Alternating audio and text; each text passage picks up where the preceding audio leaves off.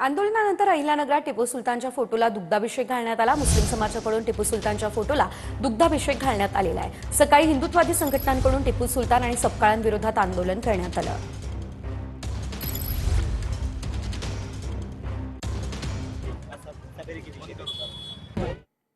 आणखी एक महत्त्वाची बातमी, मालेगाव महापालिकेची पहिली महासभा वादळी ठरणार। रद्द केलेले जन्मदाखले नियमित करण्याचा ठराव चर्चेला येणार। टिपू सुलतानचा फोटो आणि त्यानंतर झालेल्या वादानंतर ही पहिलीच महासभा आहे, त्यामुळे ही महासभा चर्चेला येणार आहे।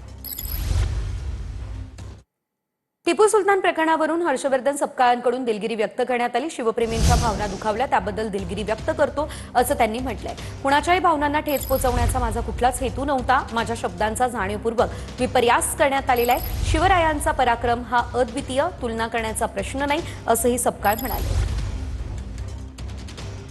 मार्ग नाही, शिवप्रेमींच्या अनुषंगानं जी त्यांच्या पुढे दोन पावलं जाऊन त्यांना जो साथ घातली आणि या सर्व कामामध्ये या शिवशाहू फुले आंबेडकरांच्या कार्यामध्ये त्यांनी सहभागी व्हावं हे आव्हान केलेलं आहे। हा विषय इथेच संपला असं मला वाटतं। ज्या अंगठीवर राम लिहिलेलं त्या येड्याला मी त्याला म्हणजे त्याला कदाचित डोक्यात बुद्धी नाहीये। टिपू सुलतानच्या स्वतःच्या तलवारीवर